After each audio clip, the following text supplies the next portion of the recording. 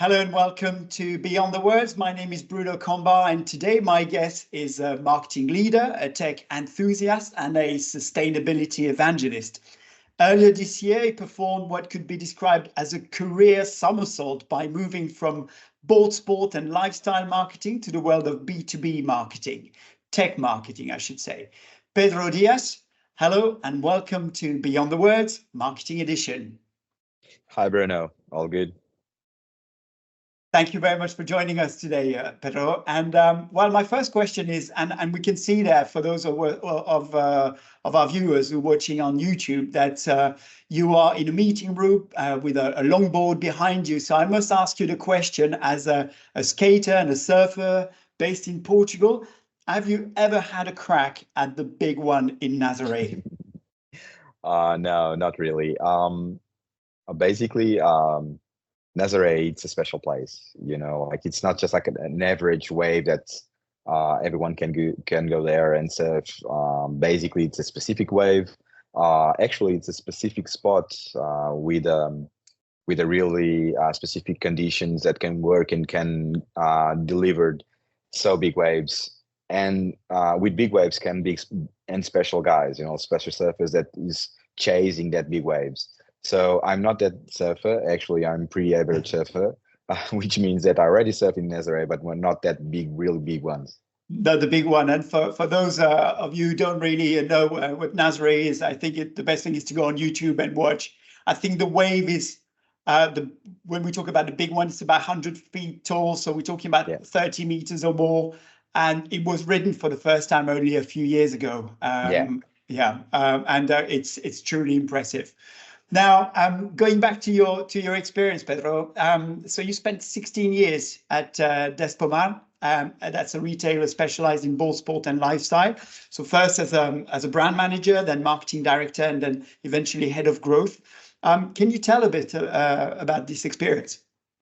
Yeah, for sure. First of all, I already have some diversity in terms of career. I went to work like some years in broadcast, but then in one point I thought that probably I should stop a little bit about the sector of broadcast. Too much involved, and then I received an invitation to start a project in Despomar. Actually, it was like a retail project, pretty orientated. Basically, Despomar starts as a wholesale company to represent Billabong in Portugal. But eventually starts to evolve in terms of retail. At that time, they already had like some around 15 doors open, really good retail proposals in terms of business. But they thought that probably can make sense to start a kind of a more retail brand, not only open doors, selling really good products, but probably evolve a little bit in terms of retail brands.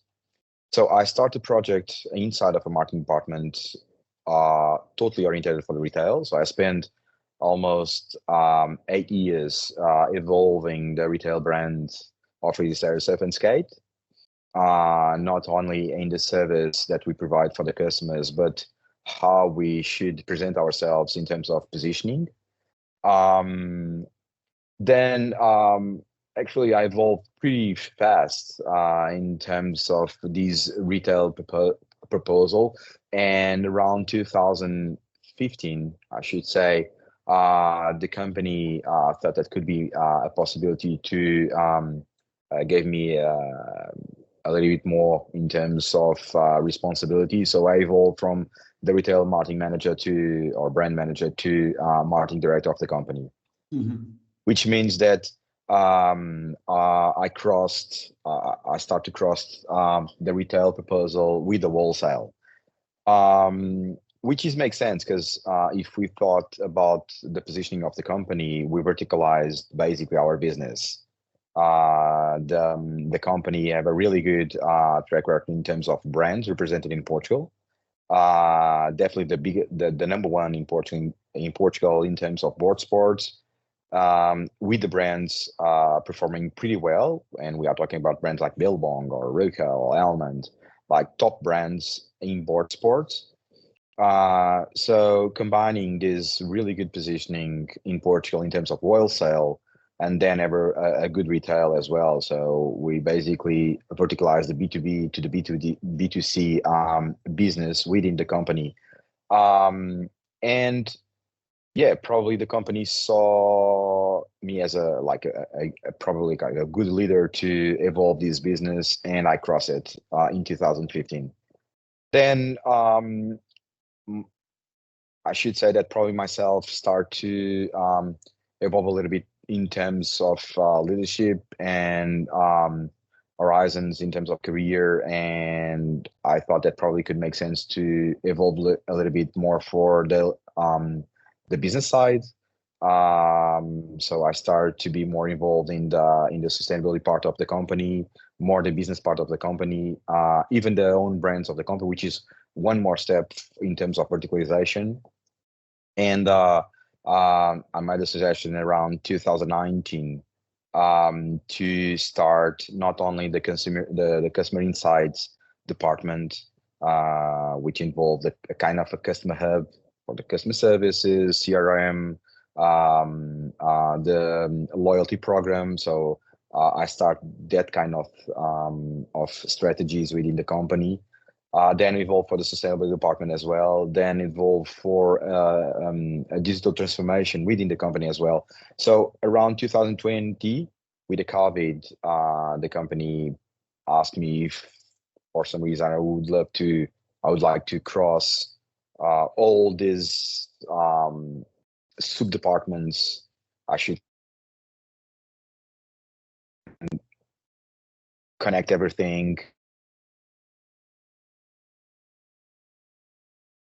In the company. Yeah, it was like 16 years, tremendous 16 years, really fortunate, privileged, with awesome people working with me. Desmar, it's incredible company. It's one of the best companies in board sports world in the world. It's a case study for a country like Portugal with 10 million people. It's a really niche business, and we are talking about a company that with almost 400 persons working.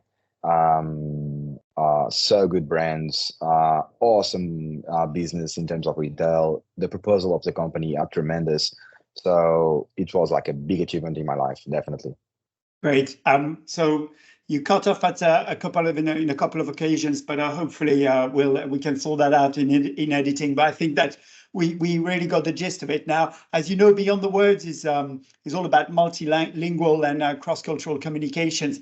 And as you said, you worked for some of those big lifestyle bold sport brands such as Billabong, RVCA, Element.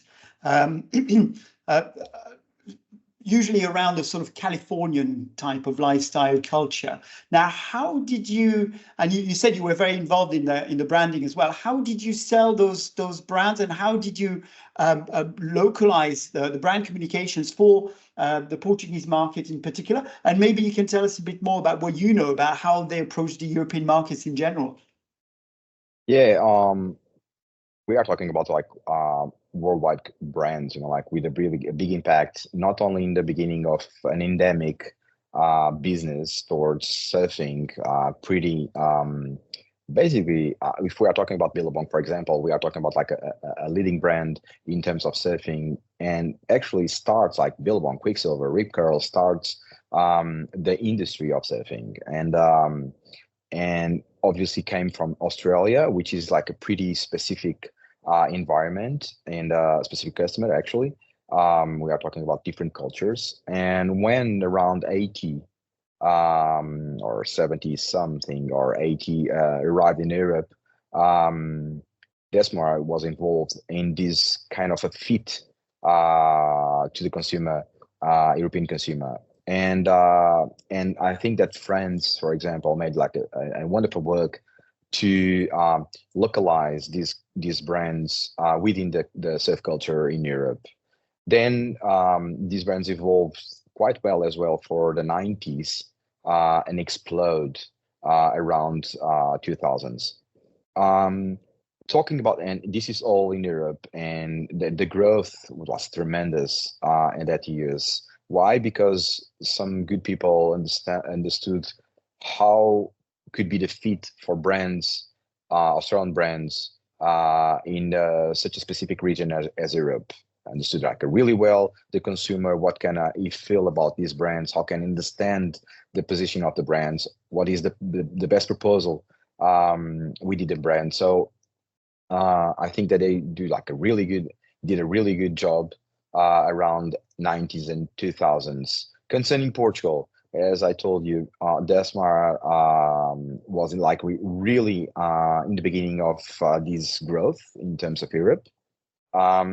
And Paulo, which is the founder of the company, he's a surfer first of all, and he's really pretty connected with the culture, understood really well the consumer in Portugal, and delivered basically like he could he had the knowledge to positioning the brands in a really good way that consumer understand it, accept it, and such a good good results in the end.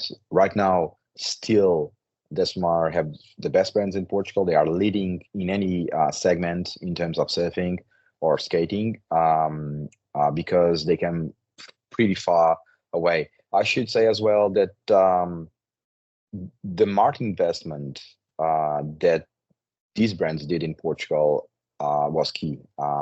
If we are talking about like events, for example, they still leading today the best events in Portugal. If we are talking about ambassadors, which is like some of the most important tactics in terms of marketing for these brands, we are talking about like pretty endemic brands, pretty connected to the consumer, a consumer that knows quite well all the environment around the theme of surfing. So he needs to be connected. He needs to be inspired for someone or for something. And that's something, it's events. If we are talking about the best events in the world, they are in Portugal and Billabong leading them. If we are talking about surfers, Billabong still in Portugal are the best surfers. Frederico Moraes is the best surfer ever, and he's an ambassador for Billabong in the last 20 years. Then if we are talking about communication, obviously coming with a digital, we lost a little bit the connection with magazines, for example, but still, even in the digitalization or in the digital world, these brands are totally on top of the best websites or the best media that we have in Portugal working in this industry, the surfing industry. So connecting all these dots, it's a recipe to be successful. And I think that Desmar have the knowledge and the capacity to connect the dots, and it's why they are pretty successful in such a small country. You know, like the numbers. And if you look around and if you deep dive a little bit in terms of Desmar and the results of Desmar, you're going to see that for such a niche business, it's crazy how successful they are. And I'm really proud to make that path as well in that company.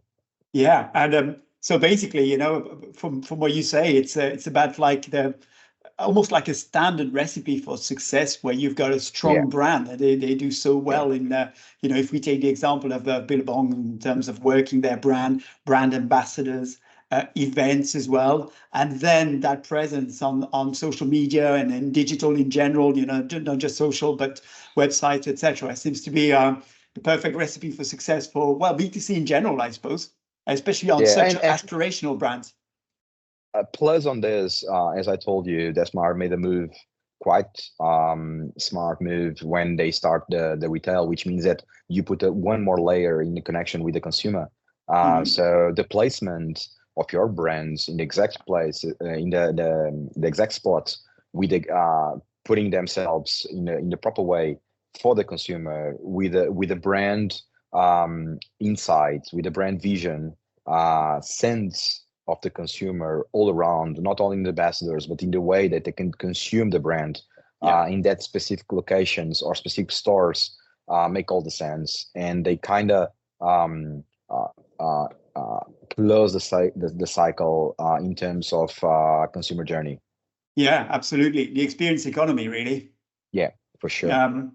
So yeah, after all this success in February 2024, as I said earlier, you make a big career change and you join Critical Software as global marketing director. So what in your B2C experience do you think transferred to B2B? First of all, I should say that move.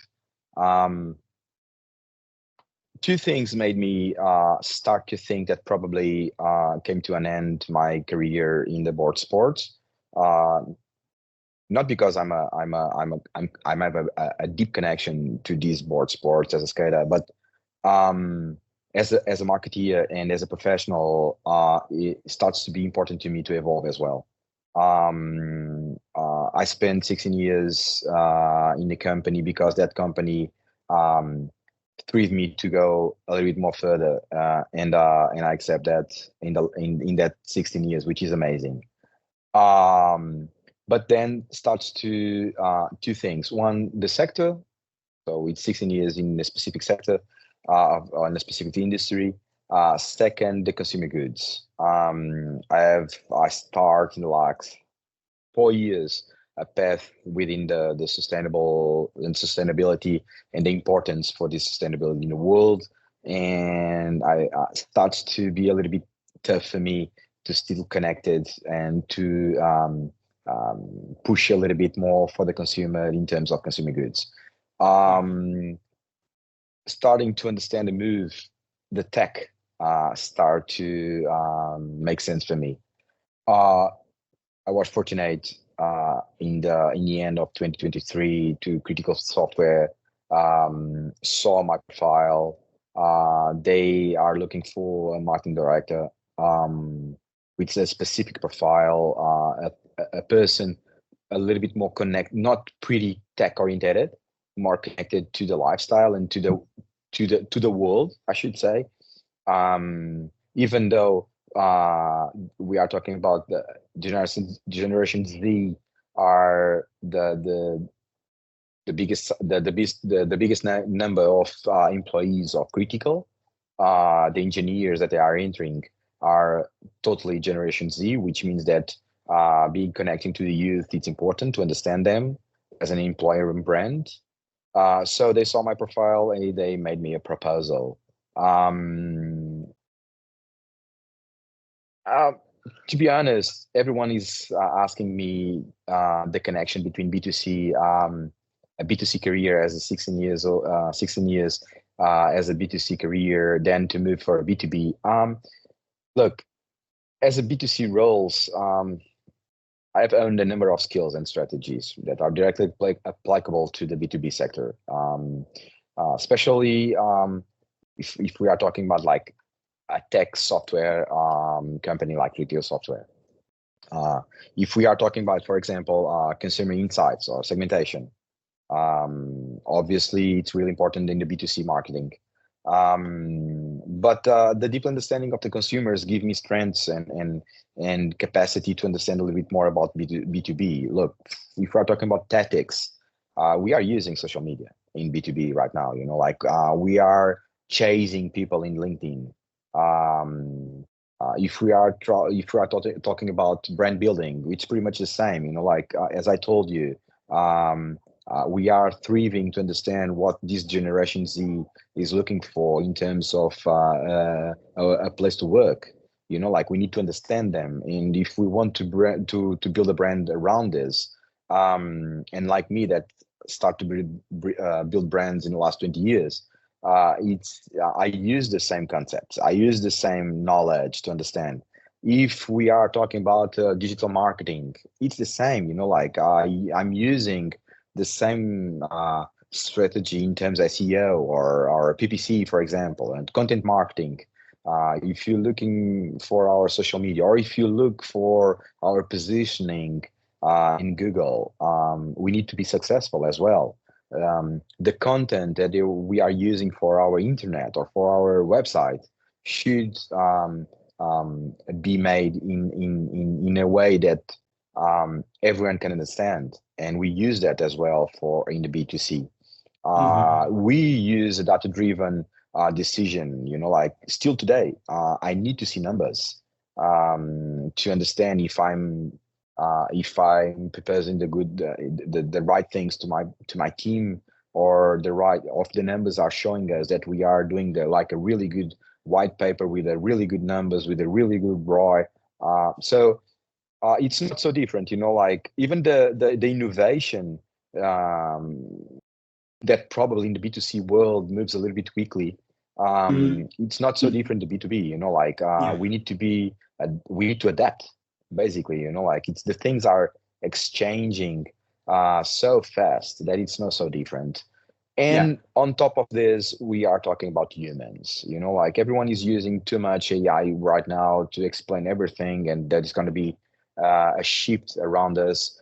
Obviously, it's a tremendous tool to work, and I using a lot actually every day.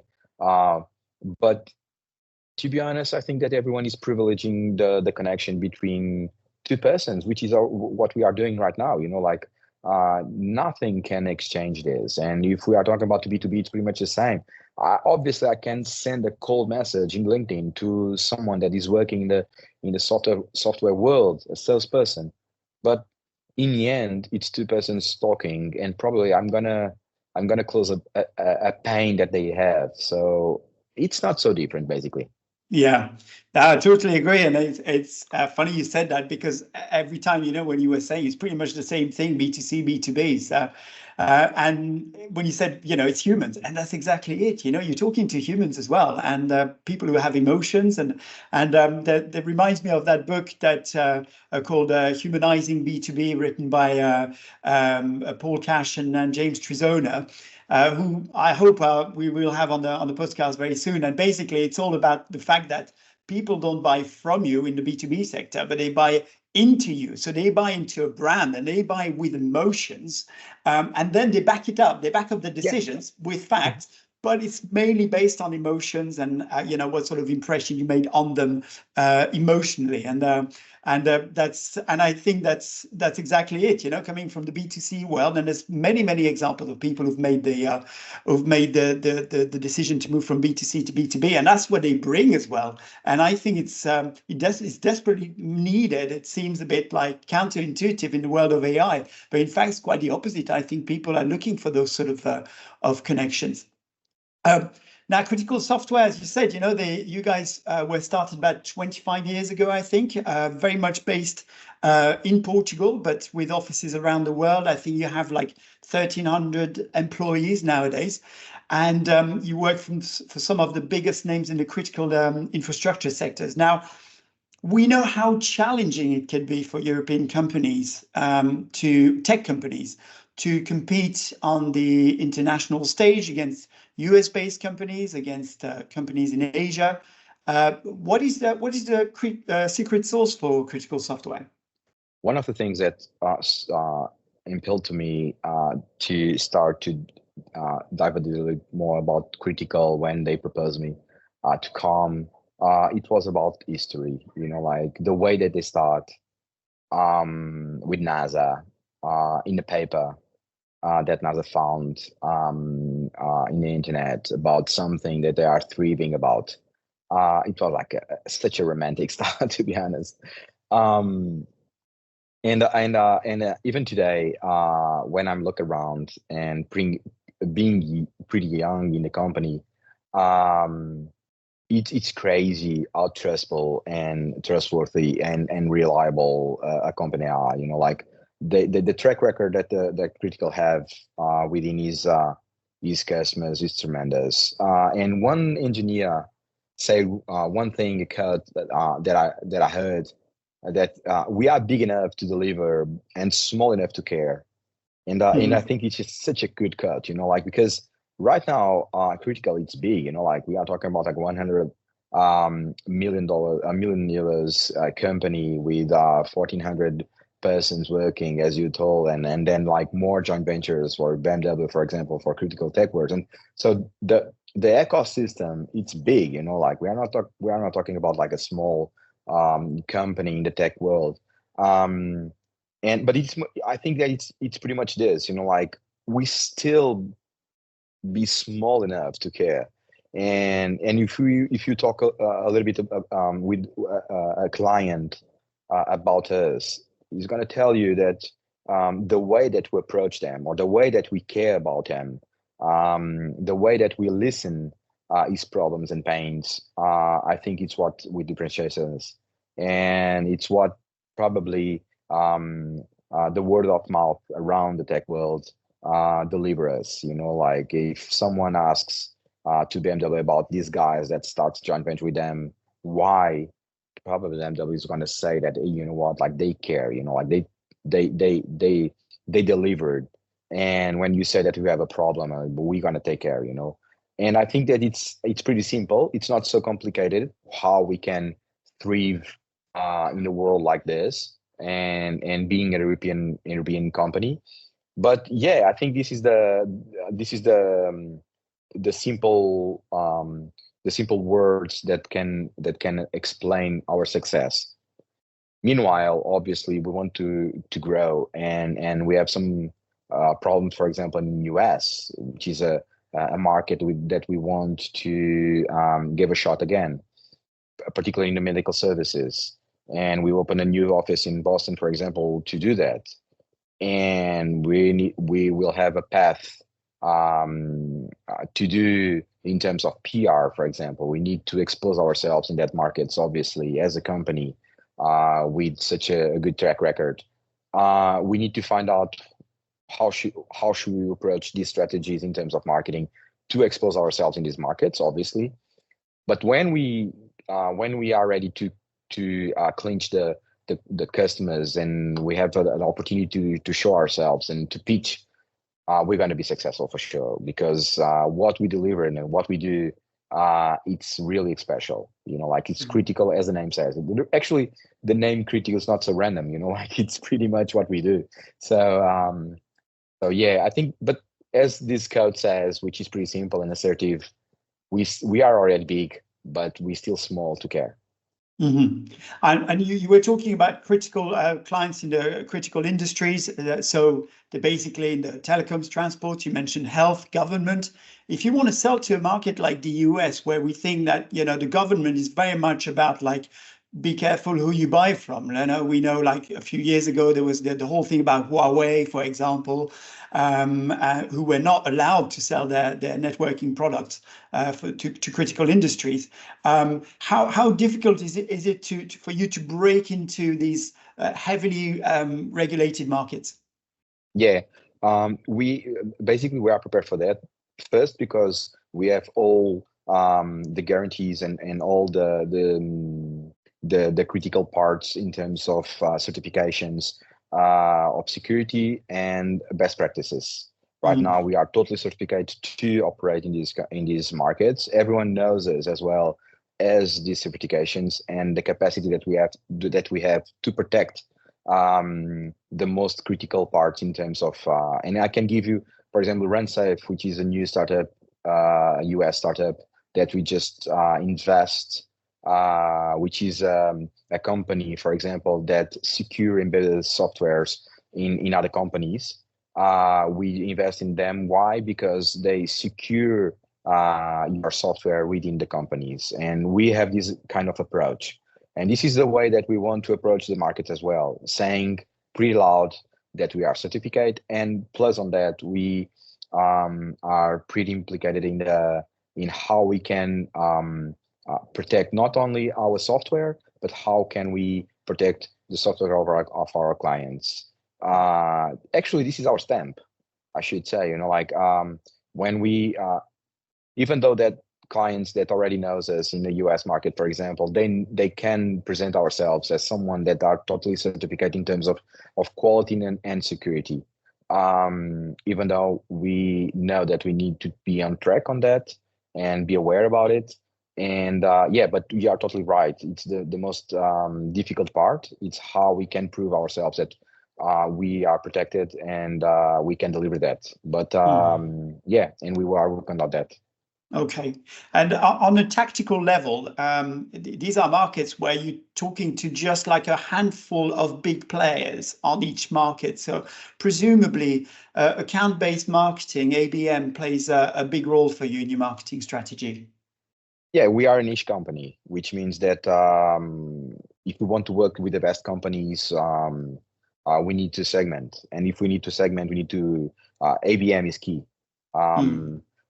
The We are so niche that if we approach like a big company, or if we approach any company, we need to approach them in a special way. It's why ABM is on top of our priorities. When we approach, and actually we have a big problem inside the company in terms of ABM. All our biz devs are totally prepared to work within us. Actually, in my team, we have a specific people in terms of enablement to expose ourselves in ABM, in a good ABM program and strategies. We can't approach a company for a new possible client in a kind of a global or a no specification proposal for that specific company. So we need to understand them. We need to be clever in which pains they have, and then we need to approach them in a specific way, specific strategy for that specific company. Always, because what we deliver, it's pretty specific. It's not so global. We don't deliver products, for example. We are not selling SAPs, or we are not selling Salesforce, for example. So we can't go around someone that, you know what, you are looking for Marketing Cloud, so you have what Marketing Cloud does. Like we sell software for someone that have a pain in terms of something. And with that, when we approach a company, yeah, you know what, you are striving for this, and we have a solution for you. And this is the solution exactly for you. And this is ABM, it's totally specific and segments for within the company. Yeah, and when you research those companies, you work with teams locally as well, because we know how important it is to know their very specific challenges. Yeah, it's why we have offices in Southampton, for example, for the marketing in UK, or if we have in Munich offices for our biggest market, actually, which is Germany. Or it's why we open a new office. We already have an office in San Francisco, and now we open a new office in Boston to appeal for the medical service market, specifically in Boston. And we start exactly with BizDev, connected with our enablement. Why? Because we know that if we want to approach that company, that specific companies in medical services, we did specific pains, we need to approach them in a specific way. We can't go for the market in a global level. Yeah. And still on a tactical level, how do you work on your content globalization strategy? Do you originate your content in English and then localize, or maybe in Portuguese, or both? Yeah, we think global. We think global and we act global. Actually, we can't think in Portugal. Portugal represents 15% of our business, which means that 85% of our business is worldwide. So everything in our company, actually, we are an international company, which means that we work with we have 65 nationalities. So everything within the company, it's international, which means the official language is English. So all our content, starts and ends in English, and all the conversations within the offices are in English. It's our official language. Obviously, if we are in a meeting with everyone that speaks Portuguese, probably we will speak in Portuguese. But the mandatory language is English. Yeah, it makes perfect sense. Now, going back to you're a passionate marketeer, and you created it's an association, or it's more like a knowledge sharing platform called Marketing Punto Final, which translates as like a full stop or a period. Period. In Marketing period. American English. Yeah. So can you tell us a bit more about that platform? You didn't seem to be busy enough. I actually came with in COVID, we start some rooms to share some knowledge and to invite someone to speak a little bit more about marketing. As you said, I'm a really passionate marketeer, above all, I should say.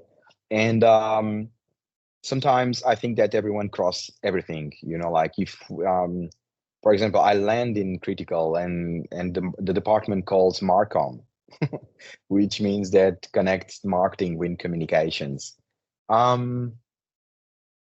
And around the way, I see that probably sometimes marketing, it's not recognized as a science, and I really believe that marketing, it's the start of everything in terms of marketing. It's not communication. It's a tool, it's a tactic. It's a strategy to deliver our message, and should have strategy, obviously.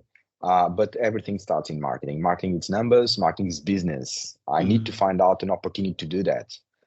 Where is the opportunity? And marketing have the answers to that. And the share knowledge platform, it's pretty much that, it's just as the name says, it's marketing period. It's not marketing connected with events or PR or and I think that's around the way everyone kind of mixes everything.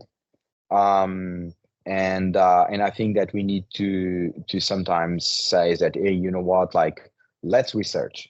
You have a problem in your company. Cool.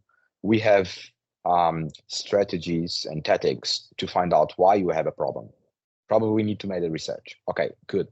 Let's see. The consumer is not being connected with that. Okay, how we can look around and how we can evolve in this decision. Should we have a new spot in terms of publicity, or we need to evolve a little bit about positioning? Should we exchange our target, or should we mature our product? The price in the right spot, or we need to find out if probably we need to decrease the price. And I think that we don't speak too much about marketing. I think that we speak a little bit more about what is a new trend, how that new heads of Microsoft, it's good, how clever it is. And I think I prefer, I'm a little bit more romantic, I should say, about marketing. And I really love to be more strategy oriented and use all the tools that marketing can give us to deliver a good proposal. Basically, is that, and I start that. Sometimes I wrote something to put there, but it's just share things, it's just share knowledge. Yeah, and it's from what you said, it seems to be very, very sort of data driven and business driven, and showing that marketing's come of age as well.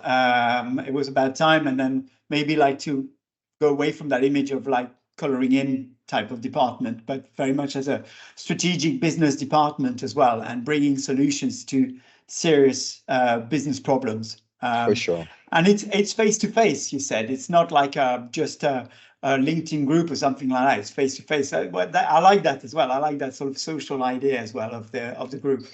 Look, actually, talking about that, if you come back a little bit to that question about the strategies or that connection or the cross between B2C and B2B, one of the things, for example, that I'm challenging my team or enablement team in terms of business is, for example, using this ambassador, influencer mindset that everyone uses in B2C to deliver some product, to use it in B2B as well. Why? Because we have so many influencers right now in LinkedIn, like people that already work in aerospace or medical services, or they are so big and they are so people with such knowledge and renown in these peers in terms of LinkedIn. So they are a really good tool as well to deliver our message and to tell to everyone, hey, you know what, this company made this, and this, and have this solution for this, and this in our industry. So this is the simple connection or that in B2B exists ambassadors as well, like advocates that can spread our word in terms of our business. So this is pretty simple, and this is marketing. It's an understanding that we have a problem to deliver our message in such a no tangible world. Like the fact that we are selling something, it's not tangible, it's not we can't see it. Mm-hmm. Yeah. Having someone that can deliver us, it's awesome, and it's pretty much the same that we are doing in B2C. So here's the example that if we use the tools and the strategies and tactics that B2C is using into B2B, we will be successful. Yeah, yeah, and it's probably a new line of business as well for you, and being a LinkedIn influencer. Nah. Now, as I said in my introduction as well, and you mentioned it as well, and you're very, very keen on sustainability, and describe yourself as a sustainability evangelist. So we know that there's a bit of finger pointing at the tech industry in terms of carbon emissions, and what do you think the tech industry could do to reduce those carbon emissions? Yeah, definitely. Right now, sustainability is a big part of my it's my growth, not only as a person in this world, but as a professional as well. I would love to involve in this environment, and not only in the kind of a trend thing, but more a conscious thing. And actually, I choose critical, or I accept the proposal of critical pretty much because of that. Critical software not only already have like a big impact in their offices in terms of trying to decrease the impact in energy. For example, we are buying energy locally, not like for big companies, which is in that sense we are impacting not only a local economy, but it's more we are being more greener. But then we are improving as well. We are trying to sustainable improvements in the broad range, for example, for our clients. We, as you know, we come from the space to the finance, so they have different pains, and we want to help them as well to elevate and optimize their operations. And with that, we hope that they decrease or minimize the carbon footprints that they are delivering. For example, we are engineering sustainable technology in clients to attaining the net zero. Why? Because we are announcing data analytics, for example, in finance, for example, or we are developing digital twins, for example, to reduce resources in the wastage. We are, for example, leading the way when we revolutionize existing business practices for the benefit. So in the end, we are trying, with our digitalization, we are trying to help our clients as well to optimize, I should say, not maximize, but optimize his carbon footprints. But it's a long way, like, and when we are talking about carbon zero, we should talk about our social impact as well, or in a way that we are focusing our governance as well. Like ESG should be should be like an important subject in any company, and critical used to be a B Corp, recognized B Corp. Right now we dropped this B Corp. We did renew our connection with B Corp, and right now we are calling it a benefit corporation, which means that we are looking for a triple P position as a company. So obviously the profit is there, but the planet is there as well, and the people is there as well. So we are working towards these mindsets. Oh, great. And that seems to be very much in line with your quest for purpose that you were mentioning when you moved from your previous job to critical software and all these things about sustainability. We work for clients who are very big on green IT as well, helping their clients, reduce electronic waste and reduce consumption on all fronts, like IT consumption. Great, thank you very much. And now the final question for you, Pedro. It's a question we ask all our guests.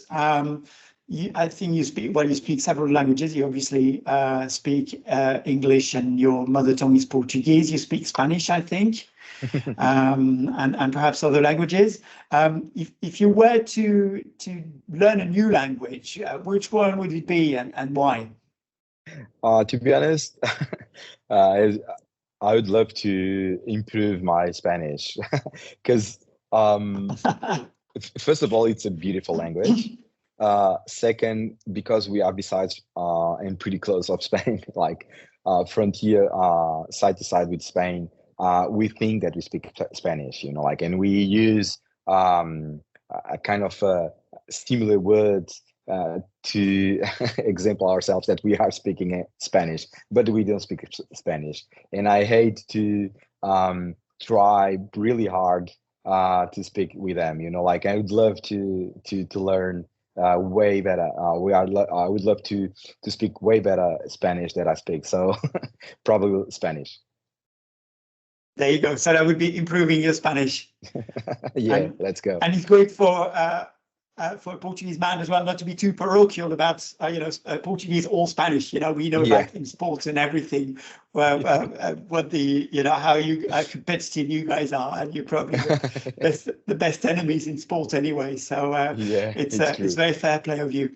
Well, thank you very much, Pedro, for this sharing your insights and your journey. It's been really fantastic talking to you, and we hope we catch up soon.